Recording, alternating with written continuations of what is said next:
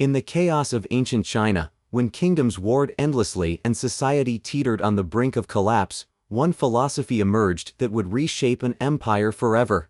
Not through virtue or benevolence, but through the cold precision of law and the unwavering power of the state. The 5th century BCE. China fractures into competing kingdoms, each vying for supremacy. Traditional Confucian ideals of benevolent governance seem powerless against the brutal realities of warfare and political intrigue. In this crucible of conflict, a radical new philosophy takes shape.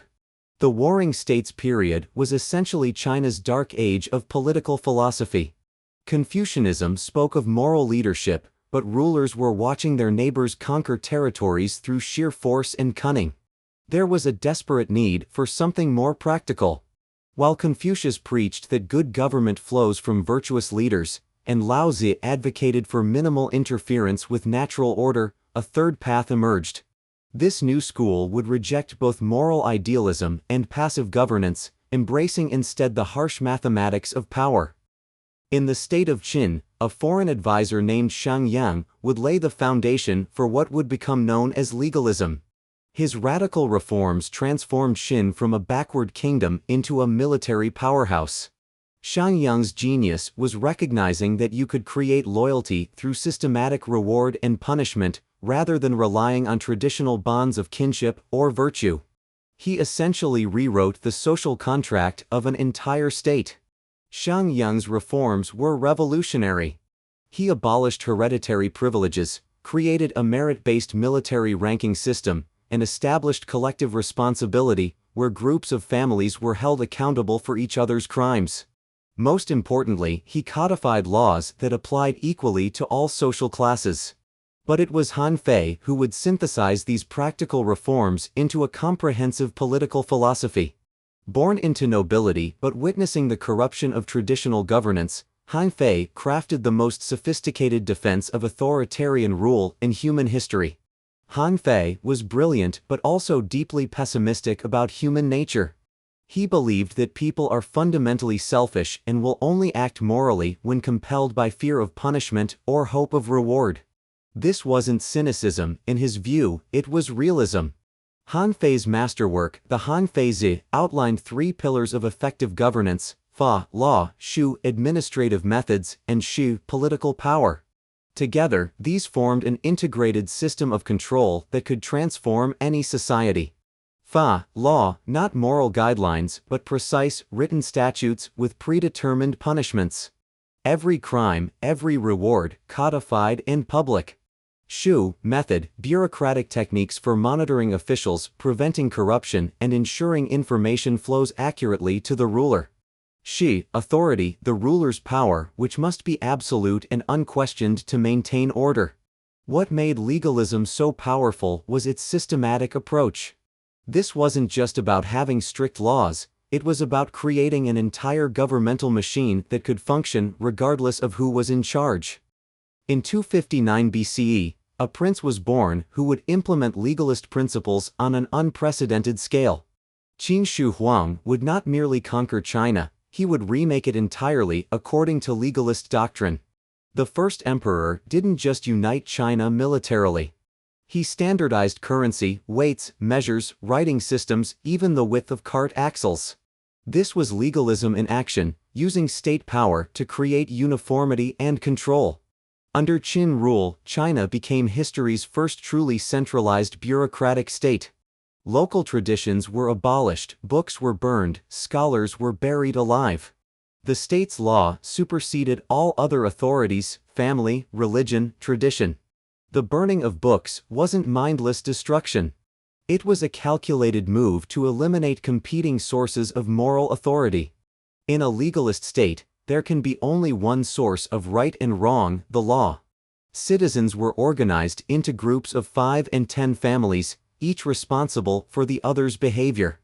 Rewards for those who reported crimes. Harsh punishments for those who concealed them.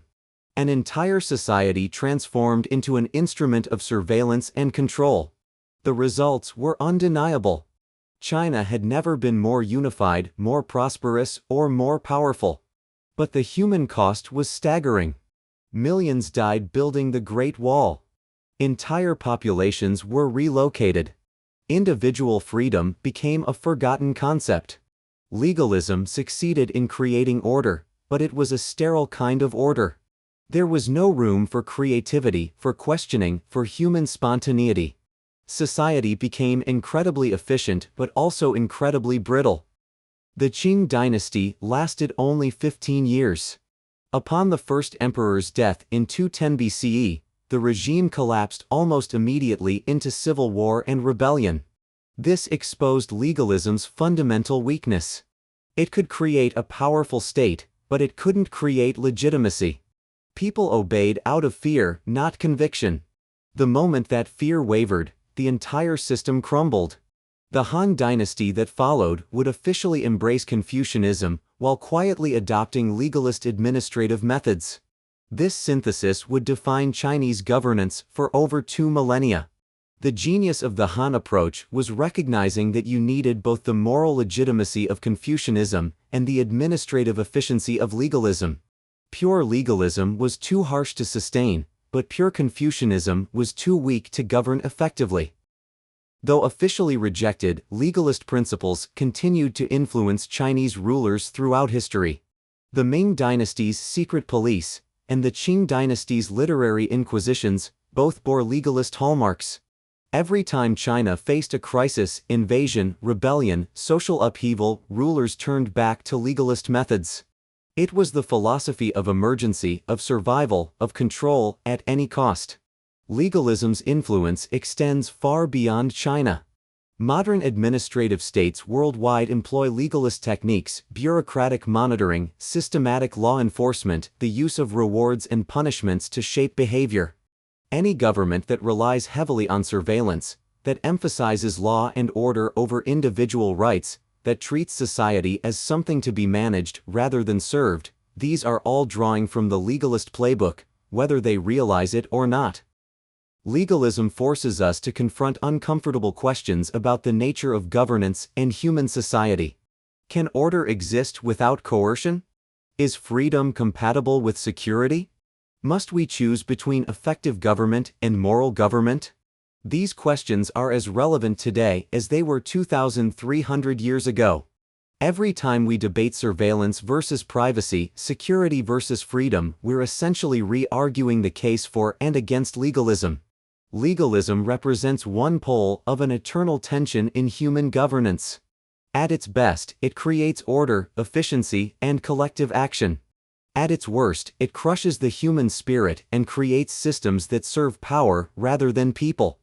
The debates that raged in ancient Chinese courts continue in modern legislatures and academic halls. How much freedom can we sacrifice for security? How much individual autonomy can we trade for collective welfare? These questions have no easy answers, but understanding legalism helps us ask them more intelligently. Perhaps the greatest lesson of legalism is not that it was right or wrong, but that it was inevitable. In every society, at every moment, there are those who would choose order over freedom, efficiency over humanity, control over chaos. Understanding this impulse, its appeal, its methods, its consequences, may be essential for preserving what we value most about human civilization. The iron fist of order leaves deep impressions. The question for every generation is whether those impressions shape us or crush us. Thanks for watching.